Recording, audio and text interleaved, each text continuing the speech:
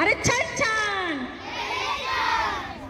माझ्यापेक्षा तुमचा आवाज कमीच येतो. हां, आता आपल्याला संगमरे मॅडम सगळे नियम सांगणार आहेत. इथं बसून सगळ्यांनी गेम बघायचा. बघा सगळे बेटे बेटे सावधान.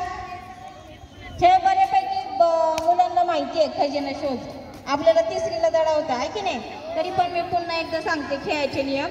याच्यामध्ये पहिल्यांदा जी पहिली चिठ्ठी आहे ती पहिली चिठ्ठी मी वाचून दाखवणार त्या चारही ग्रुपला. त्याच्यावर एक क्ल्यू असणार की त्या चिठ्ठीमध्ये सांगितलेलं असणार आहे की ती वस्तू किंवा ते कोणतं फळ आहे किंवा काय अजून ते. मग ते क्लू तुम्हाला शोधायचं आहे. त्या आसपासच आपल्या इथं लपवलेला असेल किंवा तुम्हाला दिसेल तो.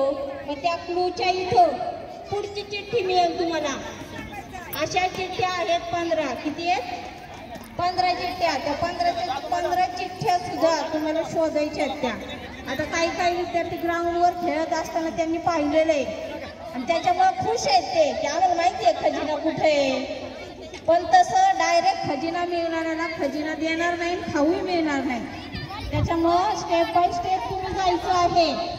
15 चिठ्ठ्या ज्याच्याकडं तोच खजिन्याचा मालक. जरी त्याच्याकडे खजिना असला तरी डायरेक्ट कुणी खजिन्यापर्यंत जायचं नाही. आलं का लक्षात स्पर्धक विद्यार्थी?